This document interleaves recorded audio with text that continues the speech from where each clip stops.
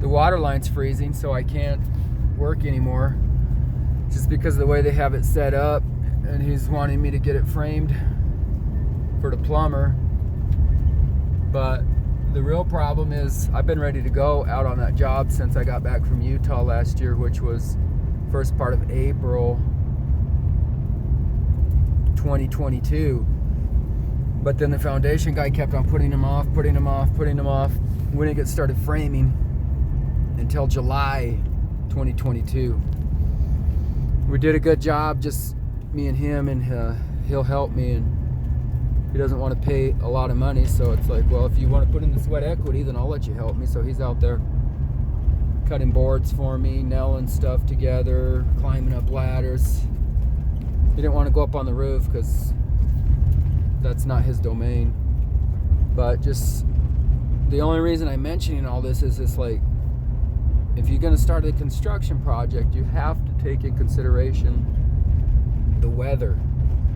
And you got to kind of know, well, how long is it going to take for me to get all this done? Because once the weather comes and the snow and the freezing and all that garbage, it just slams the brakes on your project. So ideally right now, he should have already been sheetrocked. Well, not sheetrocked, but he should have at least been insulated, and then he could be working in there right now. Now, that's easier said than done, and it's taken me a couple years in my own project just to get to that point, because I'm paying for it as I can go, and if I have people that help me, I just hire them by the day, and so I don't have to worry about meeting somebody else's schedule and rushing this and rushing that. So luckily for this winter, it coincided where I got my insulation blown in right at Thanksgiving, and then I fired up the heat, and I'm working in my project right now. I could work there every single day if I wanted to. So this is the busiest intersection right here. Okay, yes, I'm looking both ways. This is a yield sign. So you know, stop sign, you can go that way, you can go that way. This is my commute to and from work. And I've been doing this commute over the years on and off, and it's hard for me to want to have another job. You know, maybe there's a better job in the city that pays more, but think of this commute. How many people would kill for this commute that I have right here? This is just absolutely stunning. You know, you got depending on the time of day, you have beautiful sunsets or beautiful sunrises if you hit it just right.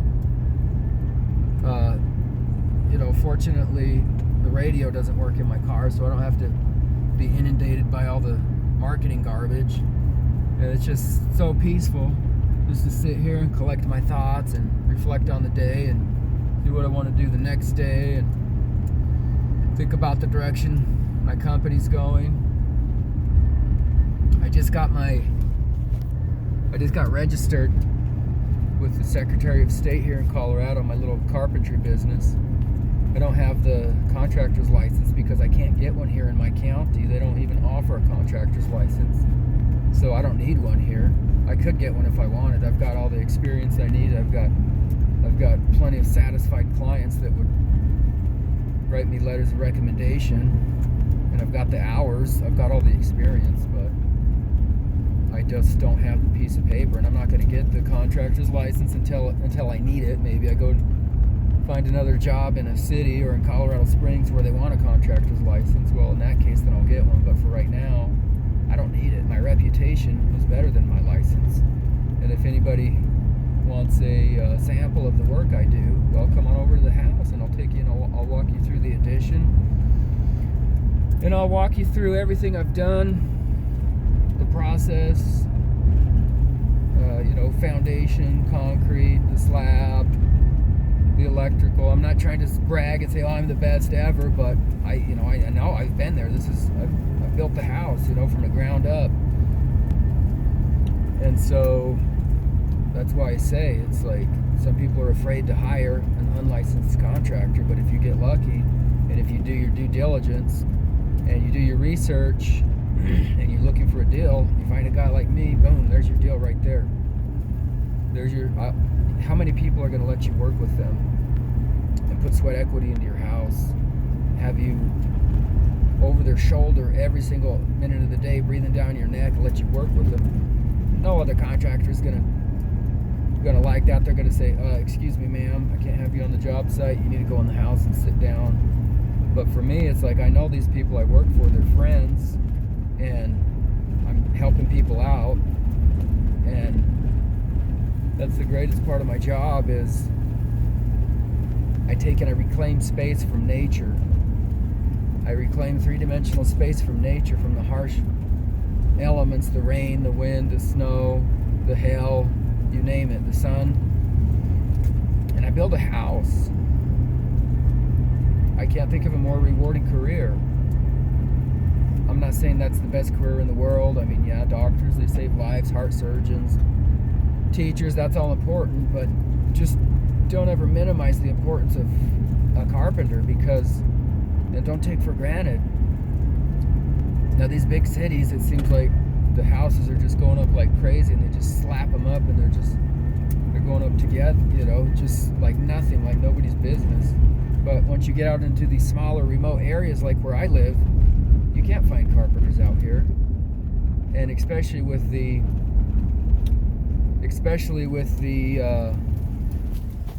I'm gonna slow down a little bit. I got the linemen up here. They're working on this is the biggest, the most chaotic thing in my commute so far is, oh no, the traffic's been choked down to one lane. Okay, so all of you that are in the bumper to bumper traffic and you're just sitting there just going crazy out of your mind because the traffic's not moving, that's my traffic jam right there. Okay, they're working on the power lines. So yeah, I gotta make sure this is still recording, because if I hit the wrong button, then it's not recording anymore. But what I was saying is, with carpentry, out in these rural areas, these smaller areas, there's no carpenters out here. So I've been out here, I came out here as a school teacher years ago, and it was a good job. I enjoyed being with the kids, and I enjoyed teaching the kids. I taught Spanish. But honestly, and I kind of wish I would have known this before, out here nobody gives a damn about Spanish. And so even though I did my job and I did it the best I could, and I did a lot better than some other teachers that you may have had in high school that didn't care if you did a damn thing or not in their class. That wasn't me. I made the kids study, and we had a lesson every day. But what I'm getting at is, I get so much more respect, and I have so much more prestige out here as a carpenter, because that's something that not everybody can do. And yeah, it's, farmers and whatever, ranchers, they can slap some boards up and nail them up so that keep the cows from getting out, build a cow fence or a chicken coop or whatever. But they don't know, or they don't have the experience. They haven't been out there 20 years or whatever building houses and framing, and so it's kind of a new thing for them. Now, the nice thing about this area is the people, everybody's blue collar out here, so they already know so much, so they can actually help me. They know how to use saws, they know about machinery, they know about physics, gravity, and this and that. So a lot of their background in farming and ranching, it ties hand in hand with what I do, the construction and the carpentry. Now, some of them, they might be a little bit foolish and pig-headed. I can do it myself. I don't need no carpenter. Well, yeah, you go and look at their houses, and you do need a carpenter. But there's people out here that want nice houses. They want nice things, and so they ain't got a problem hiring me. And as long as I can see these people they take pride in their project, and they want something to turn out nice, and they're going to work with me, and they're not just going to be cheap and try to drive me down on price, I'll work for them. But there is some cheap people out here, and they don't want to pay what a real carpenter's worth is, so I ain't got a problem with that. I got plenty of work in Colorado Springs. I have to drive a little bit farther, but that's the nice thing about being a carpenter. You get to pick your own schedule. That's what I'm doing right now. It's like this morning, it was below 0 with the wind chill, and so I said, well, I ain't gonna go in till later, so I only worked 2 hours today. Now, once the summer comes along, this is my other big intersection right here. Okay, we just passed another yield sign, and sorry, I was like, what are those drones in the sky? But it's just bird poop on my windshield. So I apologize about that. I don't know what you would rather look at, the bird poop or me. Anyway, what I was saying, oh, there's some cows out there. So everybody does a lot of ranching and cattle and horses and stuff. I don't know if those are all horses or all cows. Oh, those are all horses. And are the cows in there too? It's hard for me to tell because my windows are so dirty, but there's some see that painted Palomino right there? The beautiful horses. They'll go up closer to the road. So yeah, those are all horses, and then there's some cows here. So I get to see that on a daily basis. I don't mind seeing beautiful horses. And then here's the road grader who's gonna break through those snow drifts and make sure that we can get through out here. There's no pavement out here, but they run the road graders on so often that you don't really need paved roads. So we don't want to pay for the pavement in our taxes, so we have lower taxes. So we keep our road graders running up and down, and that's where we'd rather pay our taxes, to the road graders, instead of putting pavement down. So anyway, like you see there, I think that's my only, he's waving at me. I don't know if I know that guy or not, but that's the only other human being that we've seen. Well, we saw the power company. We saw the power company out there fixing the lines. There's the highway over there. I come parallel to the highway because it's a more direct shot. Anyway, so we're coming close into town now. There's the big thriving metropolis where I live. You see that cell phone tower, and then there's some trees. That's it. That's the town. We're in the middle of nowhere here. This is desolate, godforsaken country out here. So if you want to survive out here, it's like, you have to really, we've been out here for, this will be 10 years. This August will be 10 years. It gets better every year, but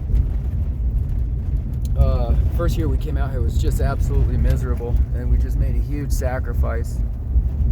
Now it's just barely starting to pay off because I'm getting my little company going and I'm getting more work, but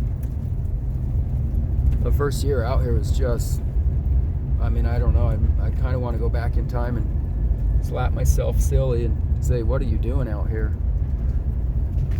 The only reason we stayed out here is because I got a little cat piss special, a little $40,000 house. How can you beat that? So all of you that have been following my videos, that cat piss special, a little $40,000 house, that's what I've been fixing up. And there's comparable houses right now. Well, I haven't looked at the selling prices lately, but there's comparable houses to what I have in size and square footage and blah blah blah that are going for $500,000. So you do the math on that.